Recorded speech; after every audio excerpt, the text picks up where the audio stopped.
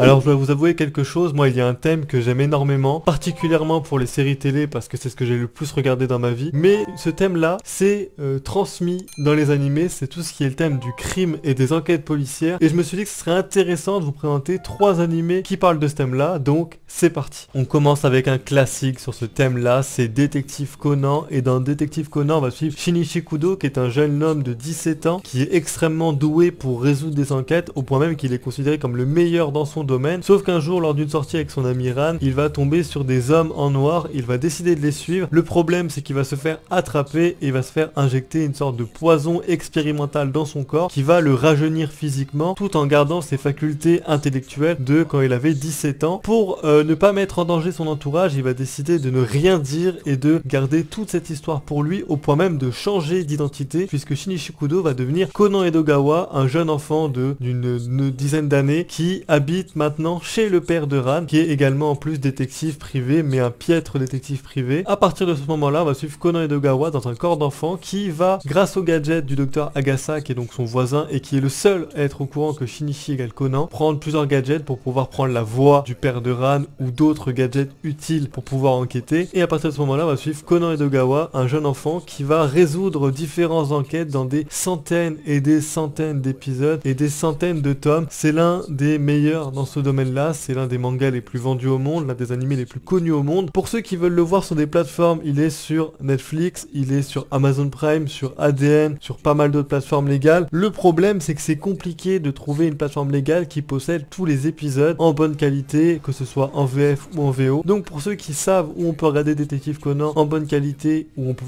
tous les avoir, dites-moi tout dans les commentaires. Moi j'adore cet animé-là, et ceux qui ne l'ont jamais vu, allez le voir car il est superbe. On continue avec un classique qui est Death Note. Alors je sais que certains vont me dire mais non, mais ça c'est pas des enquêtes policières, etc. ou du crime, et en fait si, c'est clairement ça. On suit des meurtres, on suit la police japonaise. Bien sûr que cet animé là est dans ce thème là. Pour ceux qui ne connaissent pas Death Note, on va suivre Light Yagami, qui est un élève extrêmement surdoué, extrêmement intelligent, qui un jour va tomber sur un cahier qui s'appelle le Death Note, et en fait ce cahier permet de noter le prénom et le nom de famille des gens et de choisir leur mort tout simplement. Mais en fait à ce moment là, Light Yagami va se prendre pour un dieu et va tuer pas mal de monde. Au début c'est parce que bah voilà, il va tuer des personnes qui ont fait des choses assez graves, sauf qu'un pouvoir aussi puissant, bah ça peut vite monter à la tête, et surtout la police ne peut pas ne rien faire. À partir de ce moment là, la police va mettre l'un des meilleurs enquêteurs au monde sur cette affaire, qui est donc elle, et on va suivre une partie d'échecs entre deux monstres d'intelligence qui sont Light et Kira, et elle qui est extrêmement douée, extrêmement surdouée dans son domaine. Et durant 37 épisodes, on va suivre un jeu d'échecs et un niveau d'intelligence exceptionnel. Je vous invite à aller regarder cet animé là. Pour moi Death Note c'est un classique dans son domaine, je l'ai regardé un nombre de fois incalculable. C'est partie des animés que je regarde tous les ans. C'est un animé qui date pourtant de 2005-2006, ça commence à remonter, mais il y a que 37 épisodes et franchement c'est une masterclass de A à Z.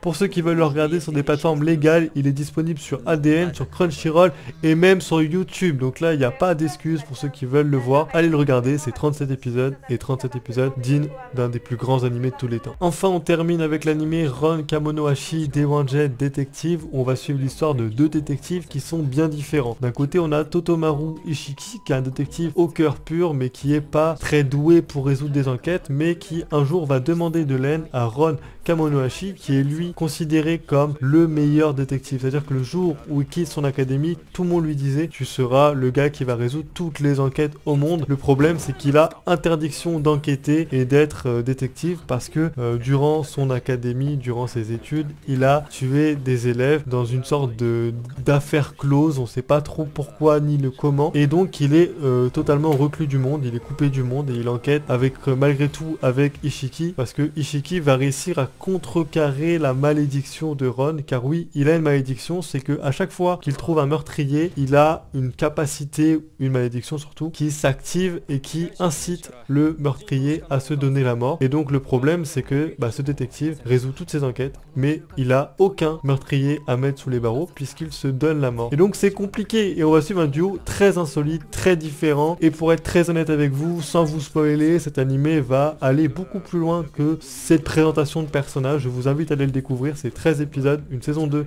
arrive pour octobre 2024, je l'attends impatiemment. Il y a également le manga qui est en France, qui est sorti il y a un peu plus d'1 an maintenant, avec un coffret de 2 tomes. Je vous invite à aller l'acheter si vous l'avez pas fait, moi je l'ai déjà fait il y a 1 an. Bref, allez le voir, parce qu'il est génial et ça change des 2 précédents, donc franchement, c'est une belle découverte. Voilà, c'était 3 animés manga sur le thème du crime. Bien évidemment, il y en a d'autres que j'aurais aimé vous mettre dans cette vidéo, mais je trouve qu'ils étaient assez différents, parce que c'était plus des organisations criminelles, où ça parlait d'autres choses. Peut-être que j'en ferai une autre vidéo. Je vous invite quand même à me proposer dans les commentaires d'autres animés sur le thème des enquêtes policières ou du crime, et également à me proposer d'autres thèmes que vous voulez que j'aborde dans ce genre de vidéo. Si cette vidéo vous a plu, n'hésitez pas à la liker, à la commenter et à vous abonner. Sur ce, je vous dis à plus à la prochaine pour d'autres vidéos. Salut!